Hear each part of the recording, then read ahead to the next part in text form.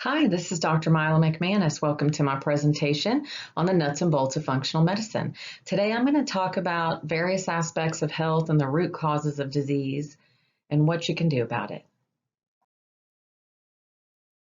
Okay, I have to give this necessary disclaimer that says, do not construe anything I say as medical advice unless you're already a patient of mine. If you took your car to the shop because your muffler was making a sound, would you accept the mechanic saying he fixed it by shoving a cloth in the pipe? No. So why would you accept just taking a prescription pill to band-aid some symptom that you have without getting to the real root cause? These drugs may be beneficial and necessary on the short term, but long term, not a good solution. So I want to explain to you out there what we really learned in medical school. And I didn't really have this realization until after I'd graduated and I was in private practice in family medicine. And I realized that medical school, of course, taught us all the basics of physiology and anatomy, how drugs work. We didn't learn really about vitamins. We learned what scurvy and rickets are. We learned what the structure of vitamin C looks like, but we didn't learn how to use vitamins therapeutically. And we didn't learn how to think critically about, geez, if somebody has this cluster of symptoms like asthma, muscle cramps, high blood pressure, insomnia, depression, anxiety, that might mean that person has a magnesium deficiency. But instead, we're just going to band-aid each one of those symptoms. Here's some Prozac for depression, anxiety, and here's Ambien for sleep, and here is a medication for your muscle cramps, and here is an inhaler for your asthma, right? So I realized early on in my career that I was just dealing pharmaceutical drugs for the pharmaceutical companies. And we learned surgery, and sometimes surgeries are necessary, but as a functional specialist that I am now and have been for 15 years, my goal is to get people healthy, get to the root causes of disease, and help people get off of prescription medications and possibly avoid surgeries. Okay. Slide. So now I'm going to just run down several slides on the various root causes of disease. So of all of the thousands of symptoms and diseases out there, the underlying causes of all of those thousands of symptoms and diseases really funnel down to about 9 or 10 things. So number one is poor gut health. And poor gut health is really rampant these days. So most common reasons: antibiotics, steroids, stress, diet, toxins, to name a few. And what happens when your gut's unhealthy is it can't digest properly, you can't absorb nutrients properly, inflammation ensues, and it just wreaks havoc on the body, and it just creates this downward spiral of health. It starts to affect your hormones, your immune system, your mental health. It's called the gut-brain axis. It's a real thing. And so gut health, addressing gut health is paramount to achieving and maintaining good health. So another root cause of illness and disease is poor nutrition, poor diet. Our bodies were not developed to work properly on Cheetos and Ding Dongs, which is what I was raised on. I'm very fond of them, but I don't eat that anymore because my health was terrible until I discovered functional medicine at the ripe age of 30 years old, and I had a number of health problems. So vitamin deficiencies. Well, vitamin deficiencies can occur if you are not eating a nutritional diet. if you have poor gut health and you're not absorbing nutrients very well. And even side effects of medications can deplete certain vitamins. If you're on birth control pills, it depletes your B vitamins. If you take antacids on a regular basis, that will block absorption of important minerals like magnesium and calcium and B vitamins. And then if you're eating an inflammatory diet, that's not going to do the body good. So inflammatory diets could be eating foods that you don't even realize that you're allergic or sensitive to, or eating fried foods, processed foods, packaged foods, basically the standard American diet, which we call a SAD diet, SAD for standard American diet. All right, we're going to go to the next slide. And I mentioned just a second ago, food allergies and sensitivities. Well, I need to explain the differences. So IgE versus IgG versus IgA, those are antibodies. Those are an immune response to foreign invaders in the body.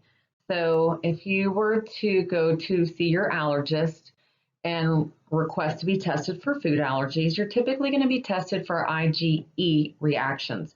That can be done on the skin, and it can be done with a blood test. And those are the types of reactions that trigger severe anaphylactic shock, hives, asthma, allergy symptoms. IgG reactions are often tested in the functional medicine realm. IgG reactions are delayed reactions. So back to IgE. If you put a peanut to your lip and it swells pretty quickly, you will probably connect the dots and realize, oh my gosh, I think I'm allergic to peanuts. But with IgG reactions, the reactions can be 2 to 3 days after you ate a particular food or substance. And so it can be really hard to connect the dots of what's causing my migraines. Why am I congested all day, every day? Why is my mood low? Why do my joints ache? And that can be because of a food in your diet that you don't realize you're sensitive to. So the IgG reactions, for whatever reason, are pretty much ignored in the conventional medical model in which I was trained. But these reactions are real, they're valid, and so many people have them because of compromised gut health, by the way. So the IgG reactions will not trigger anaphylactic shock, but can trigger a lot of the things that I just mentioned. It can affect your mood, your sinuses, your tummy, your skin, your joints, your muscles, your bladder, your heart. I have just seen so many symptoms over the years that are directly related to food sensitivities. IgA reactions, that's an immune response that occurs on the mucous membrane. So the tissues inside your sinuses or the mucosal lining of your GI tract. So an IgA reaction that develops to a particular food or substance can cause, upset tummy, but again, not going to cause hives or anaphylactic shock. Okay, next. Another root cause of disease, hormonal imbalance and decline. There are so many things that we just can't see on lab tests. We cannot, as physicians, just rely on blood tests. Have you ever just felt like you weren't listened to and that your doctor didn't have a solution for you because you're always tired all the time? Or why do I have this rash? I don't want to keep using a steroid cream. Or why can't you find why I'm having migraines? I don't want to just take these migraine medicines. I want to know why I have so many migraines. I want to know why I have aches and pains. Well, that's what functional health specialists are. We are health detectives, and I am not going to stop until I've exhausted everything I know how to do to get to the root cause of disease. And so the hormonal imbalances, well, if you've ever seen a blood test for progesterone, estrogen, testosterone, etc., those reference ranges are quite large. Well, okay, so let's say 5 to 100 is normal range. I'm just picking numbers out of thin air here. And let's say your doctor tests your thyroid, your progesterone level, etc., and it comes back right here. Well, that's in normal range, but maybe your normal's right here, just under the high normal area. And there's no way to decipher that. That's why we look at symptoms. And symptoms paint a big picture for us. So if somebody has fatigue, depression, mental slowing, constipation, low heart rate, low metabolism, cold all the time, gaining weight, well, there's a thyroid problem there. It doesn't mean the answer is thyroid medication, but there's a thyroid problem there, and we have to figure out what could be indirectly impacting that. It could be nutrition, it could be gut health, it could be a number of other things. Okay, number 5 here for root causes of disease is toxins. You may not see them, you may not taste them, you may not smell them, but they are there. Have you ever used a Ziploc baggie? Have you ever microwaved anything in a plastic container? Do you use non-stick pans? Do you take a shower? Do you use shampoo? Do you use hairspray? Do you eat anything that comes out of a box or a package? Every breath we take, we're getting in toxins. We cannot avoid them. Well, there are certain factors like gut health factors, nutrition factors, and just exposure factors. And all of those things contribute to determine how quickly one clears those toxins. Genetic factors are another thing. So some of us have good genes, good nutrition, good gut health, and we can clear toxins like this. But unfortunately, there are other folks, I see a lot of them, who don't detox very well. They've accumulated a lot of toxins over the years, and it's manifested in a myriad symptoms. So I just listed a few on the slide, different pesticides, herbicides, food dyes in your food, and you might find food dyes in your prescription medications, over-the-counter medications, and vitamins even. Okay, number 6, other contributors, which are last but not least, sleep disorders. I've mentioned to patients over the years, you know, Mrs. Smith, I think maybe you might have a sleep disorder. You might have sleep apnea we should test for. Oh, no, I sleep great. I don't snore. I don't have any of those problems. Well, that doesn't matter anymore. Sleep apnea is really on the rise, and you don't have to be overweight and you don't have to snore to have sleep apnea. And I believe it's from our toxic brains these days, and our brains just aren't working. They're not telling us to breathe or breathe correctly at night. And if you have a sleep disorder, there's no way for you to know that unless you test for it. Microbes. So microbes, we all have them. We are all full of bacteria, viruses, parasites. It just is what it is. So for instance, you might get fever blisters out there. Well, that's a herpes virus. And once you have herpes, you have it forever. So, but you can control it. Your immune system can control it as long as your immune system's doing its work. But there are a lot of things that negatively impact how your immune system works, such as stress. You may notice that whenever you're stressed out, that you get a fever blister. I hear that a lot. So I listed Lyme disease on here. The name of the bacteria for Lyme disease is Borrelia. Well, Lyme disease started and first diagnosed in Lyme, Connecticut years ago. Well, it was thought to only exist up in the Northeast, but just recently, the CDC admitted that they grossly underestimated the incidence of Lyme disease, and Quest Laboratories also put out an article that they've had positive Lyme test results in all 50 states. It's everywhere. It's very controversial. In conventional medicine, most doctors believe that it still doesn't even exist, which is really sad. It can be difficult to find it. There are some tests that work better than others, but just the usual CDC testing for Lyme at Quest or LabCorp is woefully inadequate and has a lot of false negatives for various reasons I'm not going to get into today.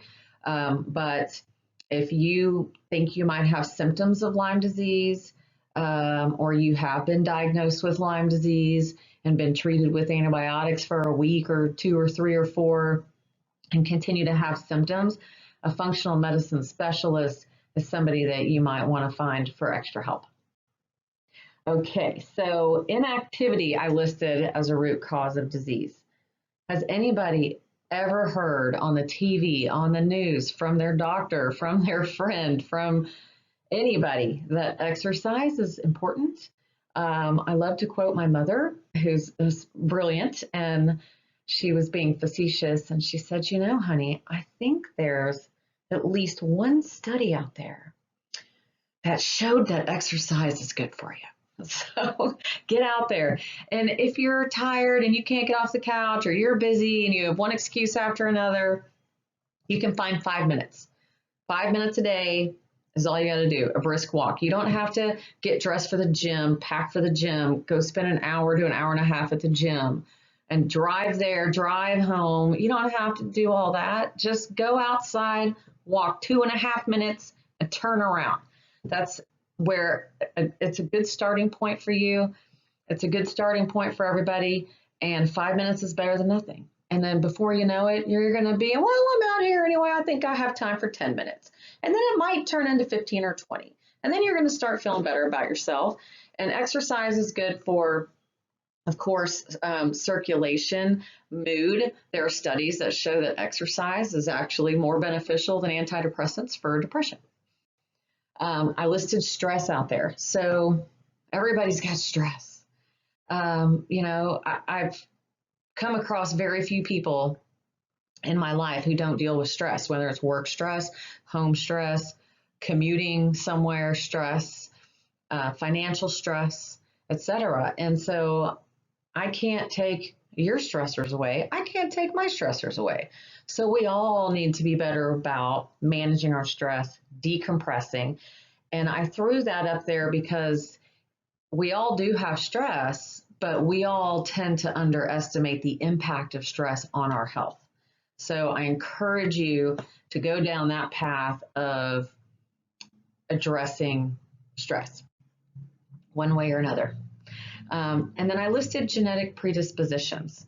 Genetic predispositions can be minor or major mutations in the body. And functional medicine has sort of exploded over the years with something called genomics. These are the minor mutations. And we still don't fully know what these minor mutations even mean to us. And they don't all affect people the same way. One very common one that you're welcome to Google about is called MTHFR. And the MTHFR I see very commonly in my practice. It's said that 40 to 50% of the population has this, but I would say in my population of patients, it's more about 90%. And it affects your body's ability to activate and utilize B vitamins in the body. And this is a problem because B vitamins are necessary for so many reactions in the body. They're responsible for making and clearing neurotransmitters and making and clearing hormones and stimulating detox pathways, for example. So people with the MTHFR are more prone to having mood disorders, sleep problems, ADD. They get more toxic, and so they have a higher incidence of cancers and heart disease. So it's a good thing to know. Okay. We're going to talk about adrenal fatigue. Who's heard of adrenal fatigue? Other terms might be adrenal burnout, adrenal stress. So what I'd like to say about adrenal fatigue is that this is not a concept we are taught in medical school. In medical school, we learn about the extremes of adrenal function. We learn about Addison's disease, which is a deficiency of cortisol. And we learn about Cushing's disease, which is an overproduction of cortisol. What we don't learn about is when people have adrenal-related symptoms because of stressors, but their blood work still looks normal, so conventional medicine doesn't really have any answers. So again, it goes back to my previous slide talking about reference ranges. So it's the adrenal glands produce a lot of different hormones, but when I talk about adrenals, I focus on cortisol because it's the main hormone that tends to be affected suffering with adrenal issues. So here are some of the functions of cortisol in the body. Cortisol is responsible for maintaining your blood sugar, your blood pressure, your immune system, It is your natural anti-inflammatory, like taking an Advil. It's your natural antihistamine, and it is a stress hormone. So when you've got issues with skipping breakfast, let's say you just skip breakfast every day, and if your adrenals are working properly, your cortisol will rise because you've used up all your blood sugar stores while you were sleeping, and it will raise your blood sugar so you don't pass out until you're able to eat again. And then the cortisol levels will come back down to baseline.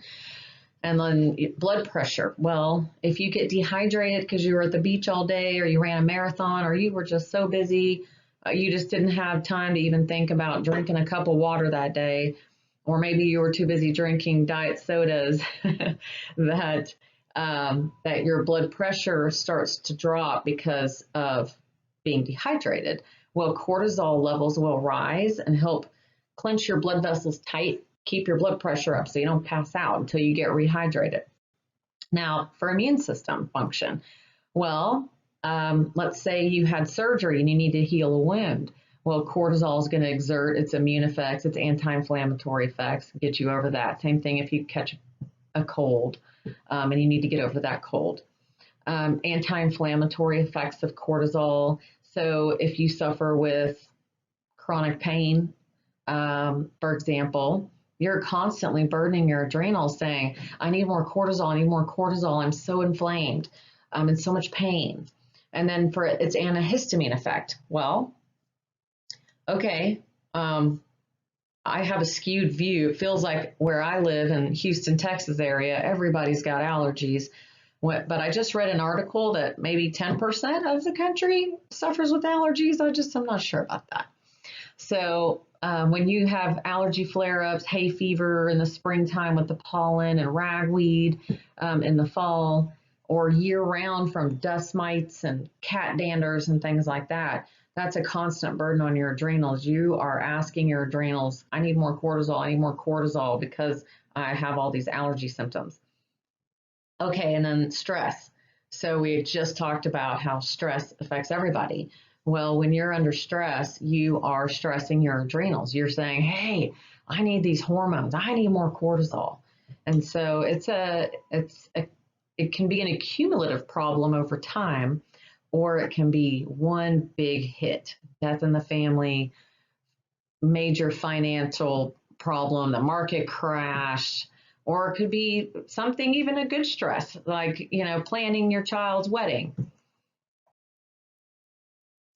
Okay, this is just a graph showing what I was talking about on the last slide about your cortisol levels. There's sort of make a baseline amount of cortisol down here where I'm about that 20 mark. Imagine a straight line across that there's just a little bit of amount that cortisol is produced every day.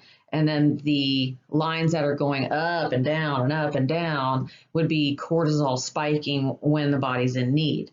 Now the pink line is showing, okay, well, now you've got adrenal problems, you spike, and then eventually your adrenals can't keep up with your demand. So you're still hanging in there and you're making an amount of cortisol, but it's not enough. You're not mounting that response and you're not making enough cortisol for your needs.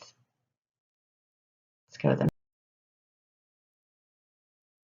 This is called the steroid pathway or the hormone pathway. Thyroid hormone is not a steroid hormone, but the ones on this slide are definitely steroid hormones. And they start out as a block of cholesterol. Also, something controversial is that in conventional medicine, the standard of care is if you have high cholesterol, you should just take a medication to lower it. And a lot of people are put on it just for prevention, because why not, even though their cholesterol is normal. Well, cholesterol is really important for the body. It's important for the immune system. Your brain is largely made of cholesterol, and these hormones are made from cholesterol. So remember, don't construe anything I say today as medical advice unless you're currently a patient of mine already. But cholesterol creates these other hormones that have a lot of vital functions in the body as well. So when your adrenals aren't happy, not only does cortisol get out of balance, but it also creates a path to where these other hormones get out of balance, because you can see here that progesterone produces cortisol in one pathway, and in another pathway it makes testosterone and estrogen. So if you're stressing out your adrenals and demanding more cortisol, that pathway to make cortisol is going to shunt progesterone that direction.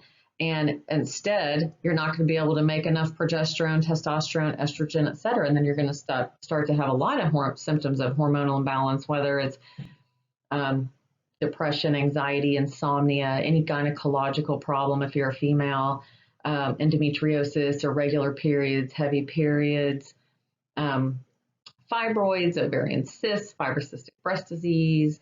And then in men, having symptoms of low testosterone would also include maybe erectile issues, low sex drive. Okay, thyroid. I mentioned thyroid a little bit earlier. Think of your thyroid as your internal engine. So what happens when your engine fails? Things start to sputter along slowly. So imagine your engine just slowing down. So your energy's lower, your mood's lower, your pain threshold's lower, your temperature runs lower, so you're cold all the time. Your metabolism is slower, so you have trouble maintaining a healthy weight. Your cholesterol goes up, your mood goes down, your hair starts maybe falling out, you have trouble with sleeping, you may notice that you're retaining fluid, muscle and joint pain. Menstrual abnormalities can occur as well. Your bowels are more sluggish, so you may be constipated. Now, you don't have to have all of these symptoms, or you may have all of these and more. But if it looks like a duck and walks like a duck, it's probably a duck. That just doesn't mean that taking thyroid medication is necessarily the answer to fix this problem. And that's where functional health practitioners come in. So this slide is showing you how normal thyroid levels are established, and most laboratory values for that matter. It's on a bell curve. So where that 0 line is would be the average, and so that everything in the red is 1 standard deviation, everything under the red and green is 2 standard deviations. And so how they go out there, they being the powers that be that establish what these reference ranges should be, are they take the average, they go out 2 standard deviations, and they say, okay, well, that value is 5, and on the other side, it's 200. So that's the normal reference range. That covers 95% of people under the bell curve, they call it. So another way to say that is that 95% of people who were tested fell between 5 and 200 when we tested their thyroid level, or whatever level you want to think about. So you can see that 5 to 200 is quite a range. And so 10 may be normal for somebody, and 198 may be normal for the other person. So you can't just rely on labs, you got to look at symptoms. And unfortunately, we're not taught to do that in our conventional medical training. So on this slide, I have listed some things that will affect your thyroid function. Well, adrenal dysfunction, which I just mentioned. Another thing, vitamin deficiencies, such as what I listed: iodine, selenium, iron, vitamin D. If you're progesterone deficient, which is common when you have an adrenal problem, or you're estrogen dominant, they can be used interchangeably. It's just an imbalance of your estrogen and progesterone. Well, estrogen dominance can be because of diet. It can be because of adrenal problems. It can be due to toxins. It can be due, perhaps you eat too much soy in the diet, even if you're not eating edamame and tofu. A lot of packaged foods, processed foods, fast foods have soy in them, unbeknownst to you, and this can also trigger an estrogen dominance. Birth control pills create it. Heavy metal toxicities can do it. Medications can affect thyroid function as well, such as beta blockers. Those are things that usually end in -ol, like atenolol, metoprolol, bisoprolol. And Thyroid function can be affected by the type of thyroid replacement. In conventional medicine, most doctors prescribe levothyroxine, which is the generic for Synthroid, and Levoxyl. So what that is T4, and T4 is your inactive form of thyroid. So when you're taking levothyroxine, you're relying on your body's ability to convert that into the active form of T3. Well, a lot of functional specialists will use combinations of T4 and T3 together because there are a lot of factors that affect one's ability to convert T4 into T3. And so giving somebody a combination of T4 and T3 together just helps bypass that problem. And it's just not widely used in conventional medicine. A lot of feedback I hear from conventional doctors is that, oh, well, it's difficult to regulate people when you give them T4 and T3. And I think the reality is we just don't really learn that in medical school anymore. You know, the T4 and T3 preparations that were more natural were the oldest first forms of thyroid that were used. And then when Big Pharma came along and started making synthetic hormones that they could patent and sell, well, then that's what we began to learn to prescribe in medical training. If I go missing, Big Pharma came and got me, I'm just saying. Okay, compromised gut health can actually affect your thyroid function. You know, a portion of your thyroid is activated from T4 into T3 in the GI tract. And if your gut is not healthy, it's not doing what it's supposed to do.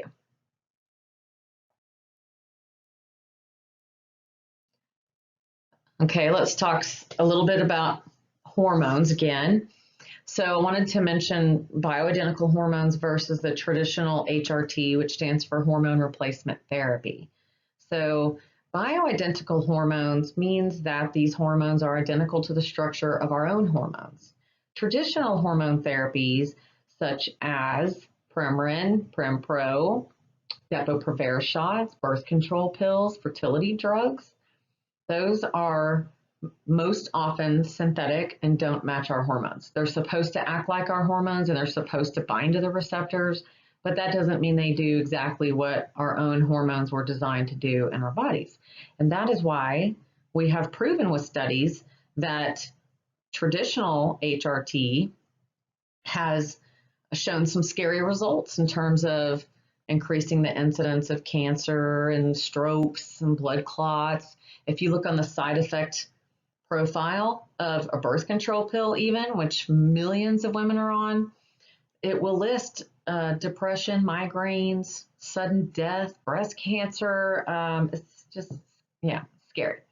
Well, bioidentical hormones are mostly not taught in medical training because you can't patent things that occur in nature. So you can't patent the structure of a real hormone.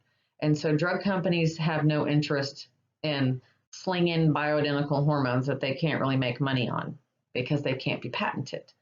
So bioidentical hormones are usually compounded at compounding pharmacies. And the beauty of that is that we can compound doses that are very specific to each individual's needs. So there was a study done that involved 55,000 women. It's a very large study. And the women were in 3 different groups. One group was on estrogen alone, which is typically women who have had a hysterectomy. A second group was on traditional HRT of an estrogen and a progesterone-like drug. And group 3 was on bioidentical estrogen and progesterone. And they followed these women for years and years, looking at what kind of diseases were popping up. And one of the things they looked at was the incidence of breast cancer. And what they found was pretty interesting.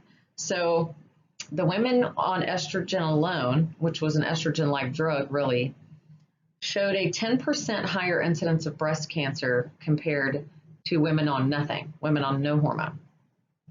So slight blip, but not drastic. Now, women on estrogen plus progestins, which are progesterone-like drugs, the incidence was 4 40% higher. That's a lot. Now, the women on the bioidentical hormones, that group, had a 10% lower incidence of breast cancer compared to women on no hormones. So as you can see, a hormone is not just a hormone. When you're talking about synthetic hormone-like drugs and bioidentical hormones, we're talking about apples and oranges, okay? So who's a candidate for bioidentical hormones? Well, men, women, young and old, sick or healthy. So your car is always going to need gas and it's always going to need oil, no matter how old you are.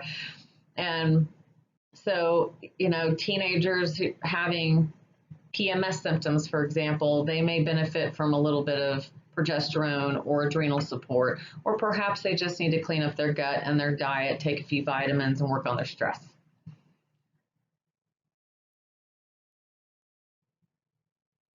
Got yeast. Okay, so this goes back to when I was talking about the root causes of disease, and I said, number one, that addressing gut health is paramount to achieving and maintaining good health.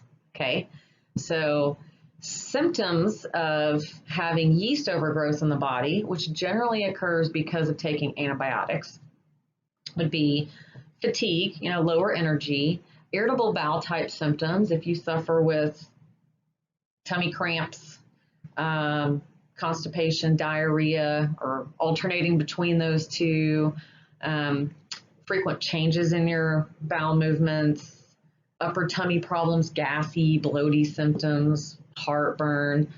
Those are big red flags for yeast overgrowth in the body. If you have recurrent yeast and fungal infections on your skin and your crotch area, that could also be a reason to want to do a health reset protocol.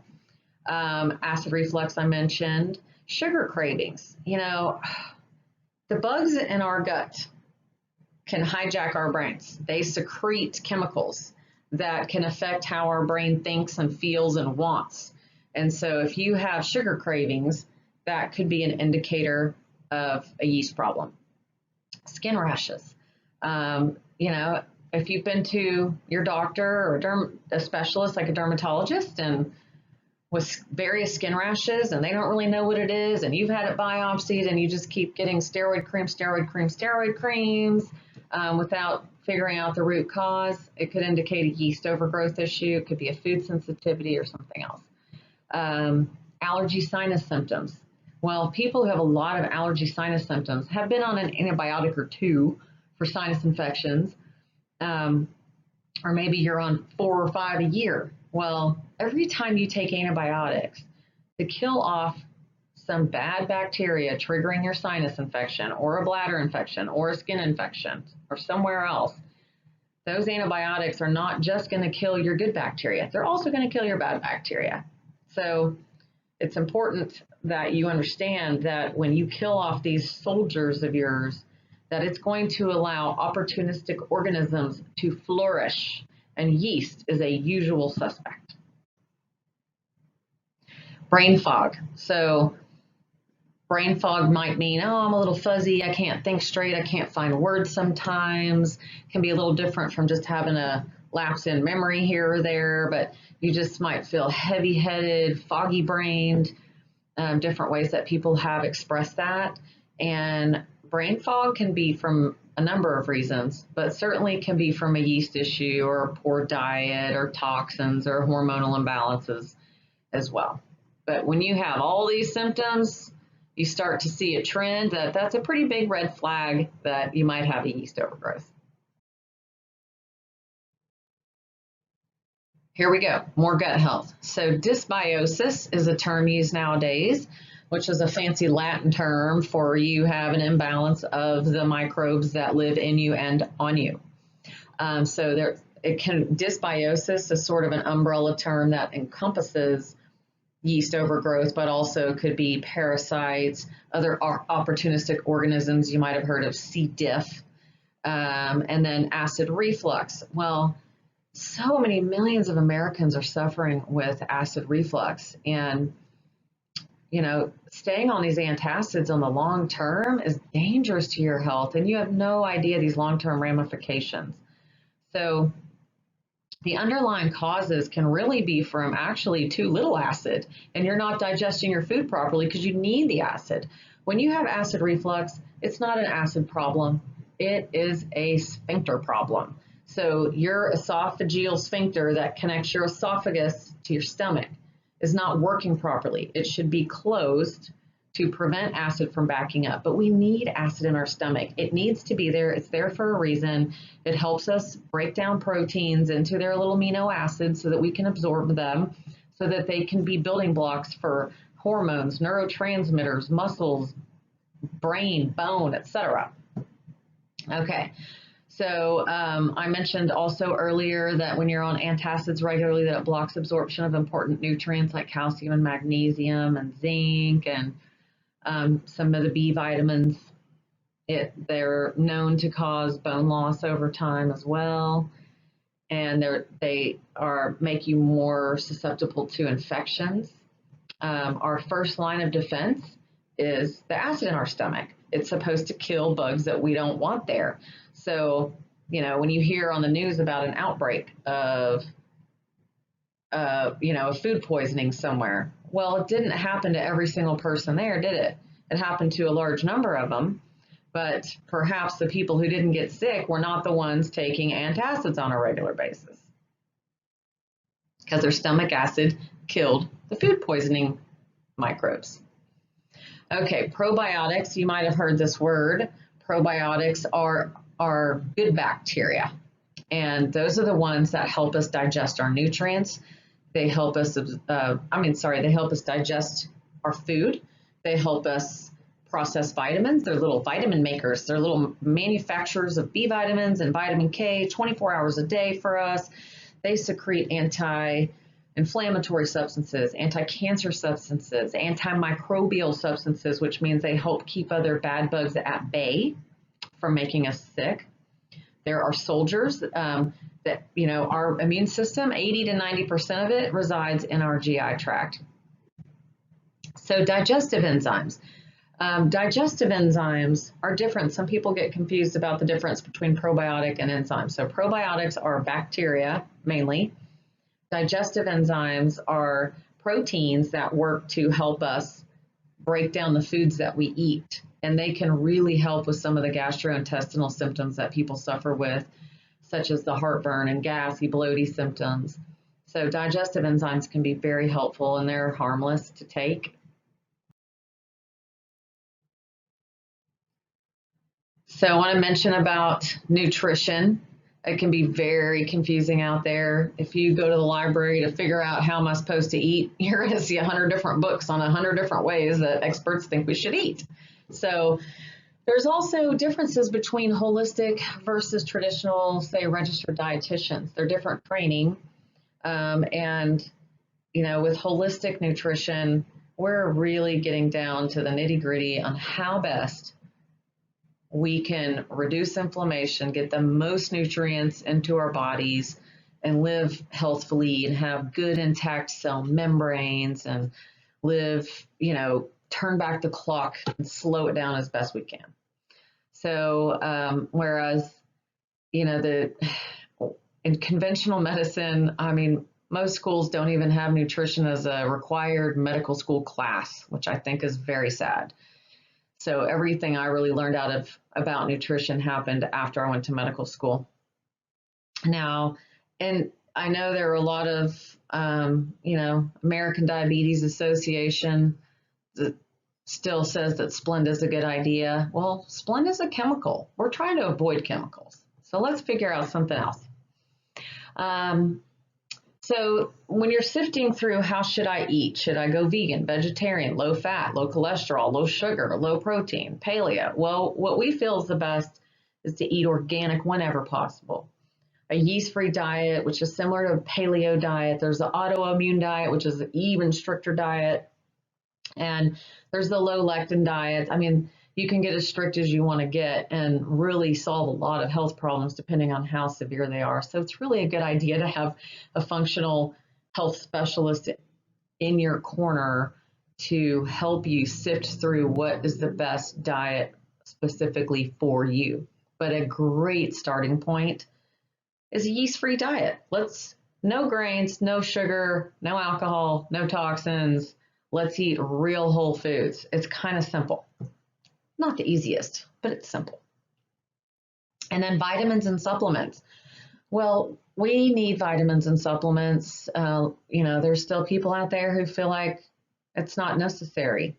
But over the years, because of planting and harvesting practices, our soil has become very depleted over the years.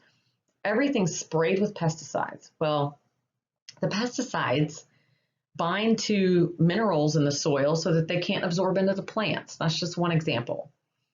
And then I've read that, years ago, that an orange loses 80% of its vitamin C between getting picked and getting to the store shelves. It's in a hot truck, they're stored in a hot warehouse. Vitamin C does not stand up to heat. There are certain nutrients that we simply don't get enough of in our diet. Vitamin D is one of those. It is very, very difficult to get an optimal level of vitamin D, which is really critical for your thyroid, your immune system, your hormones, and your bone health, etc. So I have most, if not all, of my patients supplementing with vitamin D. You might see a food in the grocery store on a box or a container that says fortified with vitamin D. Well, a gallon of milk, for example, the last time I looked, now that was years ago, but so something might have changed. But when I looked at a gallon of milk, I realized that it would take 10 8-ounce glasses a day just to meet the minimum daily requirement. So that's a lot of milk.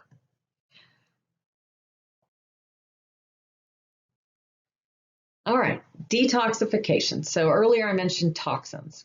Well, the best measure is to avoid toxins. Yes, we all need to be detoxifying. We need to make sure we're eliminating toxins through our breath, through our sweat, through our stool, through our kidneys, and our urine. But it's much more effective to actually avoid toxins to begin with than it is to try to rev up detox pathways, take a million extra supplements, and go into fancy infrared saunas and whatever else you think is going to be helpful for your detoxing. So it is very important to avoid chemicals however you can. So I encourage you to do more research about this online, how to avoid toxins and what they do to you. With food, eat organic, eat real food. When you're eating packaged processed fast foods, you're eating chemicals, and more chemicals.